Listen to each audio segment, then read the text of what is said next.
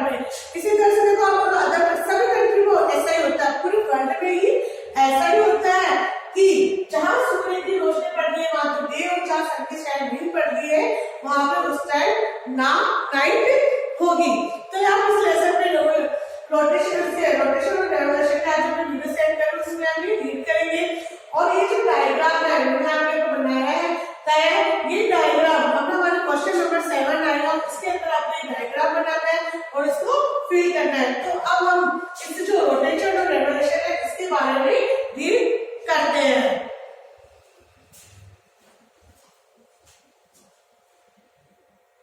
इस the lesson is the start rotation and revolution.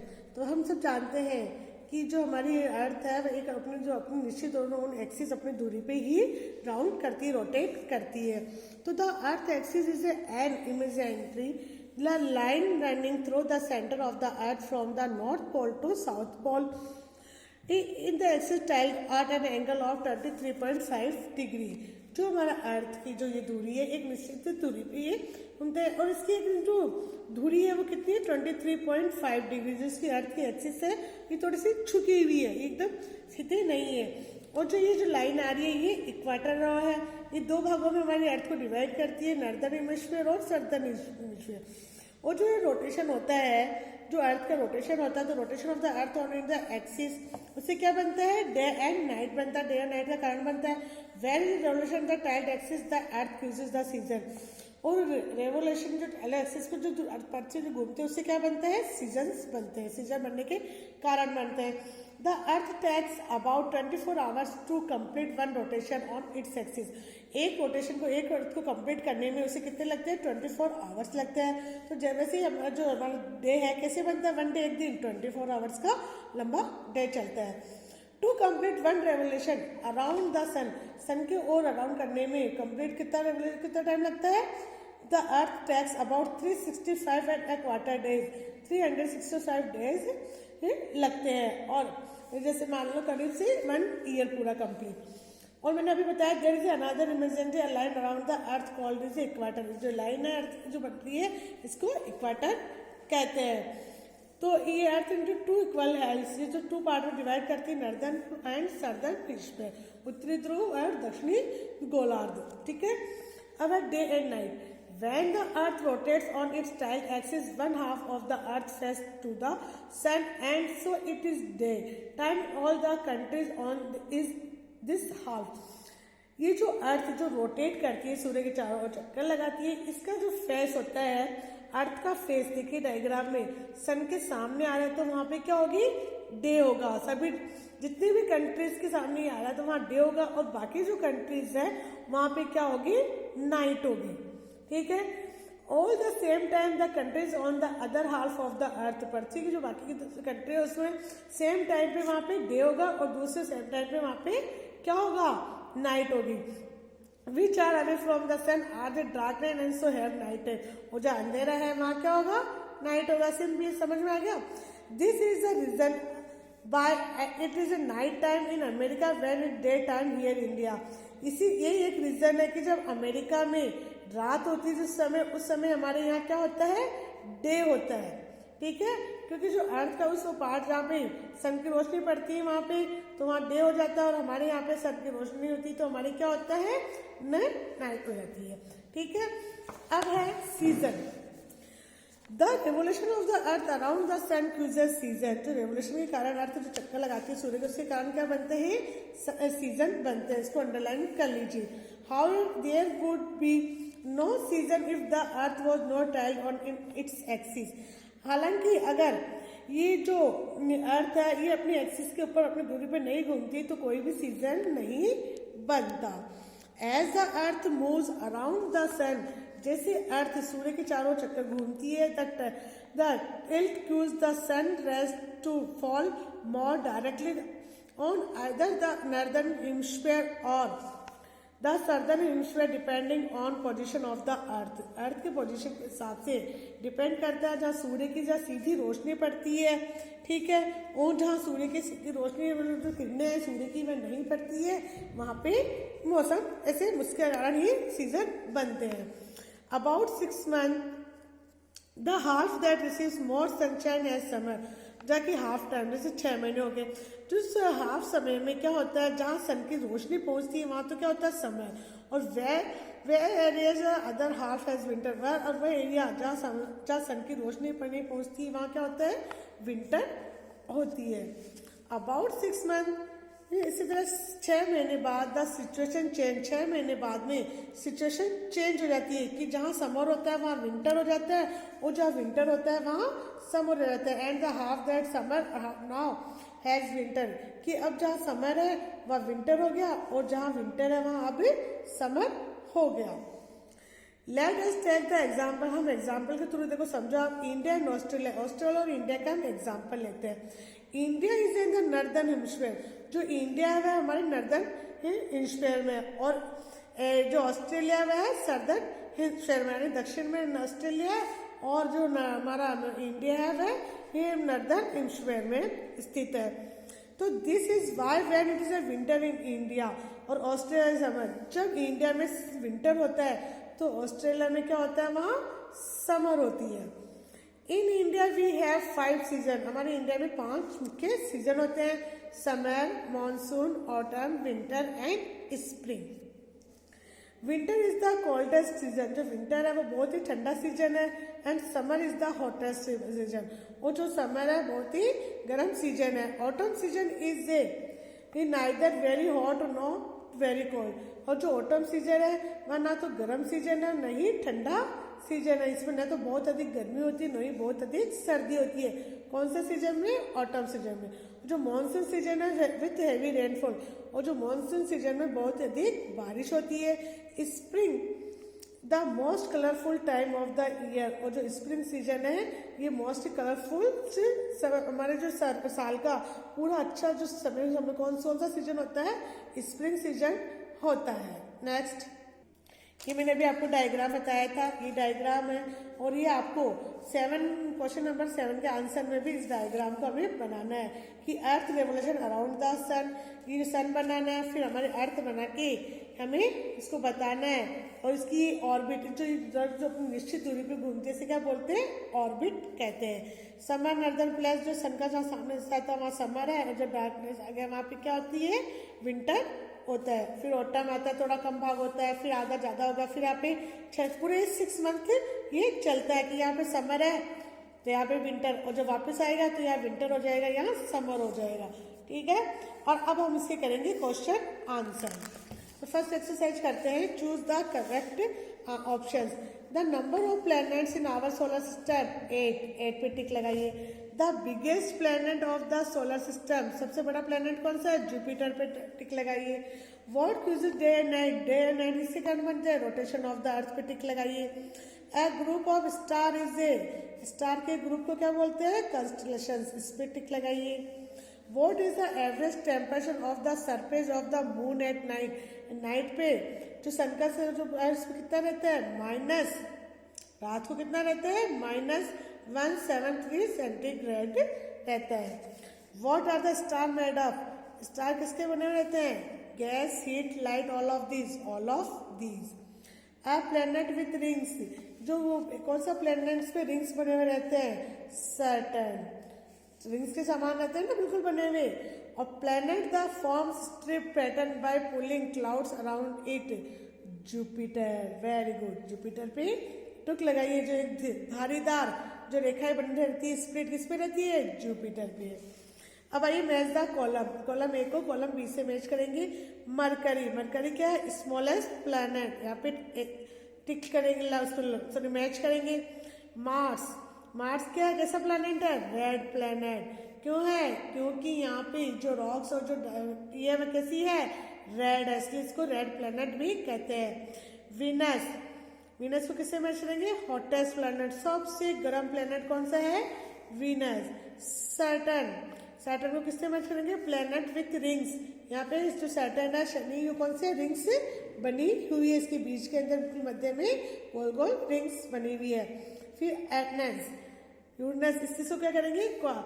Outer planet, एक बाहर वाला का प्लैनेट है।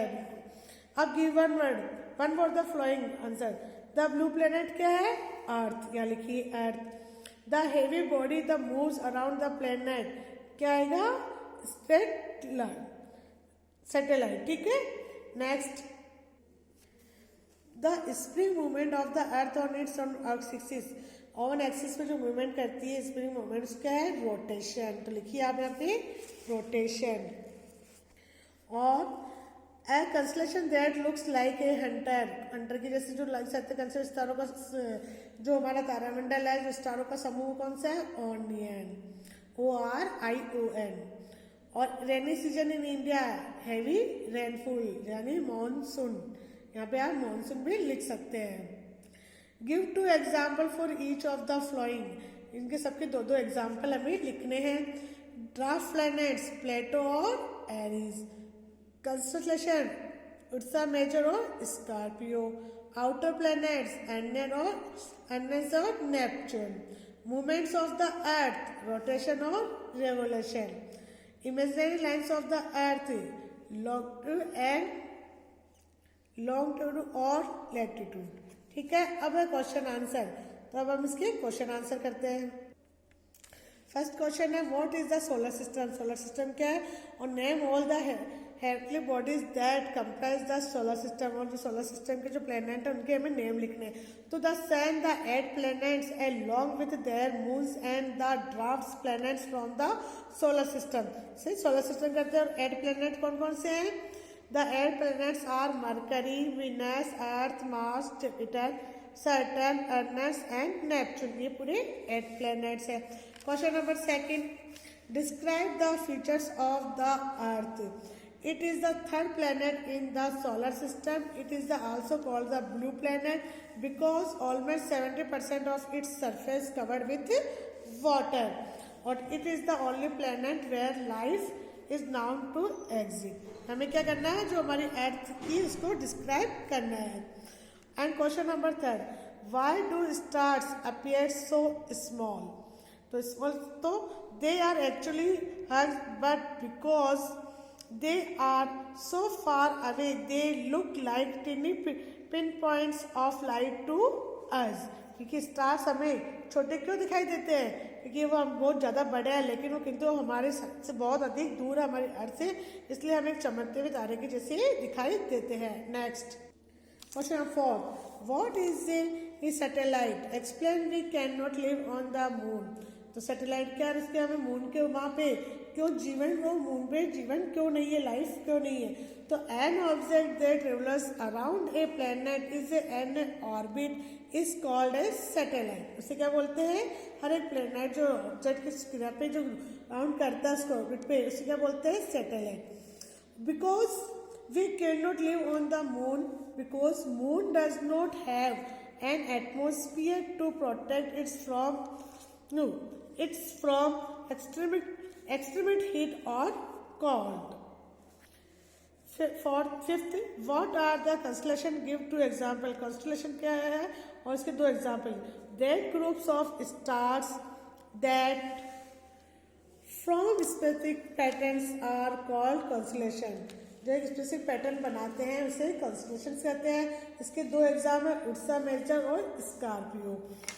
ठीक है, अब 6th question, what do you understand by the axis of the अर्थ। आप अर्थ के एक्सिस के बारे में क्या समझते हैं। तो an imaginary line running through the centre of the earth from the north pole to the south pole on an angle of 23 degree से कॉल्ड ऑन एन एक्सिस, उसे एक्सिस कहते हैं। Next question number 7, use a diagram to explain how season are caused. आपको एक diagram बनाना है कि season किसके कारण सीजन बनता है और उसको एक्सप्लेन करना है। अभी मैंने आपको बना के बताया था, वो वाला डायग्राम बनाना है सन का अर्थ का, जो कि हमारे मैंने आपको बताया था अभी, और वो हमारे पेज नंबर 152 पे है।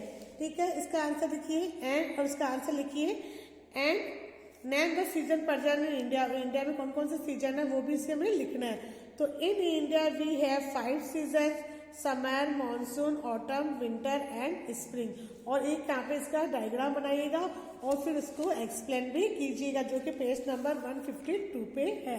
तो हमारा ये चैप्टर 13 कंप्लीट हो गया है। इसका वर्क आप बिल्कुल अच्छे सुंदर राइटिंग में कर लीजिएगा पूरे। Thank you.